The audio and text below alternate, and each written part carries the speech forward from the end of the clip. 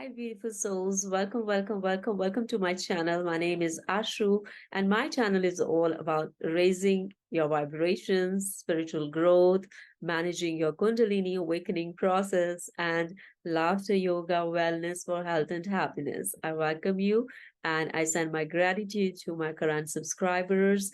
And let's get into today's topic of how to navigate your spiritual growth. Now, in this video, I will be speaking directly from my experience of my awakening process, my Kundalini awakening process, as well as I would be channeling message, whatever needs to come through me today about this is a vast topic, my friends. So I will be creating more videos on this, but today I feel called to share with you only three steps or points that will help you to navigate through your spiritual process. So, how to navigate your spiritual process? The first thing that is coming to me is the word compassion. Like, it's very important that when we are on our spiritual path, especially if you're going through your spiritual awakening process or you want to uh, raise your vibrational frequency, then it's a good idea to start understanding and feeling what it means to practice compassion. So I believe that this is a big topic of compassion is a big topic, but let's go about our simple day-to-day life thoughts, behaviors, actions, and events that happen in our lives. If we start to practice compassion in those situations, that is a sure sign that we are growing spiritually. Now, what are the different events, situations, or things that can allow you to practice compassion? These are all those sore spots in your life, all those issues in your tissue, I would say, where you feel like reacting to the outside world. So if you start taking pauses, I would say compassion pauses now and then, if you really want to navigate and grow on your spiritual path, is to take that mindful, compassionate pause. So this practice can help you to start understanding what it means to shake hands with your vibrational frequency of compassion and let your vital life force energy come up in that way. When you practice compassion, what are you doing? When you're practicing compassion, you are letting go, you're surrendering to the universal energy, your uh, narrow ego self. The narrow ego self, I say, because this narrow ego self is standing on the ground of perceived narratives around your personality self, right? So, personality self is one aspect of our truth in the three-dimensional world. But then there is another aspect, the truth of ourself, that is five-dimensional, that is ever-going consciousness, that is ever-going part of us. If you believe that you have emerged from a spirit, that infinite spirit, and then there is a part of you that never ends, that is flowing, that is ever going, that has all the wisdom, that has all the discernment. So when you start taking those mindful, compassionate pauses, you start connecting with those parts of your self. Yeah, that part of the self that emerges from that universal self. So that is the first thing that is coming to me, that taking now and then compassionate pauses. Whenever you feel that you want to react, whenever you feel that a negative judgment is washing over you, over your consciousness, and you want to project that onto other people, no matter who that person is, whether in your close attachment system or in a far off, distant acquaintances, wherever your energetic vibration is projecting this judgment, it is coming from a space of non compassion. because we truly start practicing compassion when we start having an element of or understanding that we are all originating from the same ever going consciousness, from the same universal intelligence. So when we understand that unity in diversity, in this plane of consciousness, universal consciousness, that really melts us down, that really tones our egoic self down, that really allows us to become those vessels where surrender comes by with ease. So, my friends, compassion can only happen if you have a passion for compassion. So if you have a passion for compassion, you would be observing your own behaviors, you would be observing your own thoughts, and you will have that higher, wiser discrimination around knowing that where your thoughts are separating you, dividing you from other people, because spiritual growth is not one day job. It takes years, and it requires a sense of unease to arise in your system, because spirituality is not an easy path. You really need to come out of your comfort zone, and you need to be ready to face your shadow aspects, face your shadow selves. And for that also you need compassion, because you need to have a lot of compassion for your own sense of self. You need to know how to interact and manage those parts of your ego personality that are built on or constructed on the conditionals of social conditionals, cultural conditionals, your personal conditionals around your own perception. So there are a lot of conditionals. So it's a whole process that requires a lot of inner work, shadow work, I would say, or inner child work, that allows you to break down those cognitive biases that we hold and that stops our hearts from expanding around us. Our ego self that carries a lot of stories and narratives, it stops our heart from expanding. So that is the first thing, that why we need to practice compassion, because we cannot practice compassion unless we are stuck in our story head, in our narratives.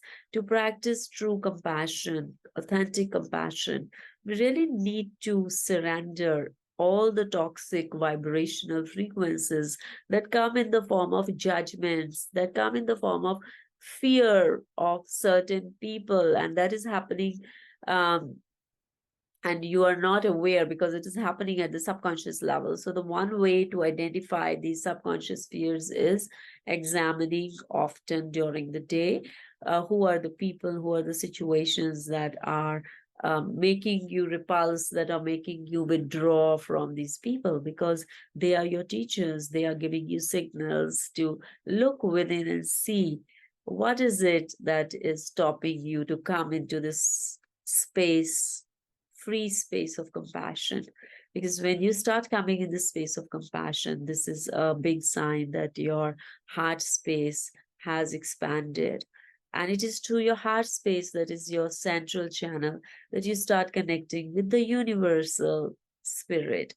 So, my friends, this is the first point. I've gone, I think, a lot on this because this is a vast topic, but just to give you a brief introduction, that start learning what is true compassion and how can you show that compassion to yourself in your day-to-day life, so that you can project that same compassion to other people in your life. So, with compassion, the second thing that I'm hearing is called self care, like on the navigation of your spiritual journey or spiritual growth path. It becomes very important that you start paying attention to the phrase self care. What self care entails? What do we mean when we say self care? Because a lot of times when we are living in our story heads, we are disconnected from our bodies. So we are not really taking good care of our bodies. So self care starts from taking good care of your body in terms of the foods you eat. Because when I find myself over the years, my food habits have changed so much I have been weaned off drinking coffee every other day.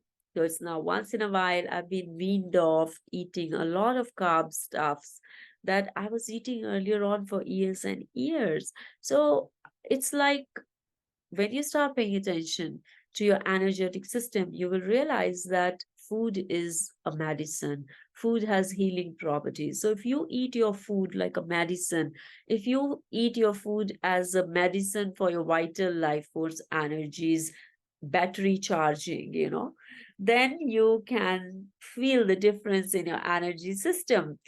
I believe that going to the retreats once in a while we are living our busy schedules and lives is not that useful as it is when you start paying attention on daily basis to your energetic patterns, vibrational codes, and start eating foods or start tuning into the frequency of food, because food also has a frequency. My body tells me when you start becoming conscious, my body tells me this food is too heavy for you, so it gives you signals. So you have to start connecting with your body to start connecting with those signals. Because when we are living in a stressful minds, from the story minds, we have so many chores to do in the three-dimensional world. We are usually cut off from those signals. We are numb to those signals. To start coming back home into your bodies and start tuning into those signals, you have to first create an intention and give it to yourself. And through you, you're giving it to your universal self that will remind you with repetition throughout the day. When you eat certain foods, do you feel certain symptoms in your body? Do you feel energetic, or do you feel dull and lethargic? So you have to start keeping a record and track of what kind of foods you're eating. So that is one aspect of self-care. Another aspect of self-care is exercising. It's very important that you exercise your body. I know that if you're not used to exercising, then again, that I told you that unease or discomfort is an essential part of spiritual growth. You will not grow spiritually if you're shying away or withdrawing from something that feels uncomfortable and want to stay put in your comfort zone. Because evolution is all about pushing out of your comfort zone, and at the same time taking care of yourself and having compassion and understanding this process of discomfort as an essential part of your growth process, where you're choosing healthy lifestyle, we're choosing healthy practices of mind, body, and spirit. So, food, exercise, and of course, drinking water. I would say that drink water as per your body's intuition. When you feel thirsty, when your body needs it, and don't go after those those fads like, oh, we must drink this much liter of water, because I know my Ayurveda body type. So Ayurveda is a very good ancient Indian system that can help you to understand which elements your body is more prone to. For example, if you're a kapha type, or you are a vata type, or you have more fire in your system, you're a pitta type personality or system that nature has created you with. These information will greatly help you to choose foods that are aligned with your vibrational frequency. So eating foods just because there are so many videos on the internet that say that if you eat these foods, these are good for you, I don't think so. There is any general guidelines when it comes to eating foods. You have to follow your bodily intuition. There are a lot of complicated factors that can determine which foods are good for you. And so watching these videos that are talking about these diets and telling everyone that these foods, I really don't think that's a good idea. You have to tune into your own specific body type and follow this ancient wisdom of Ayurveda that is based upon the five elements, like whether your body's kapha type, pitta type, or it's a combination of kapha and pitta type, or vata, or um, kapha type. So it will help you to understand your own genetic tendencies and which foods are more suitable for you. So self-care becomes very important in the spiritual path, especially what foods you are giving to your body, because they are the medicine for letting the vital life force energy to work through you, to flow through you with ease, and giving you the benefits of feeling that sense of vitality as you grow in your process. And the third word I'm hearing right now is spirit. So it's very important that you understand that your connection with the spirit, your connection with the higher realms. In my Kundalini awakening process, I had such intense experiences, visceral experiences of feeling that connection with a force that is much wider, much bigger than me. My when I say I or my, there's a force that I was made to realize in my surrender process, which is much bigger. And I'm just a freckle, I'm just a dust particle in this force field of energy. And that is what happens in your Kundalini journey, that you have to give up so much of your narrative stories and those conditionals you were holding on to, because your body will not move. There is certain kind of force you realize is holding you from doing certain things. So the impact is so great of Kundalini process that you realize there is a universal force field that controls um, our lower frequency ego mind, that believes that he or she is the co-creator of the things in her or his life, because this is all the beliefs we carry um, to project ourselves in this world, right? But it's very important, whatever beliefs you are holding, if you do not stay connected with that higher force field, there is a force, a universal force that is controlling this whole universe. And there are some universal principles that we must acknowledge, and we must understand, and we must align ourselves with if we truly want to grow on our spiritual path. So, understanding these universal principles will help you to establish a unique relationship with that universal energy. For example, the law of polarization, that there are always opposites happening, will give you so much of wisdom.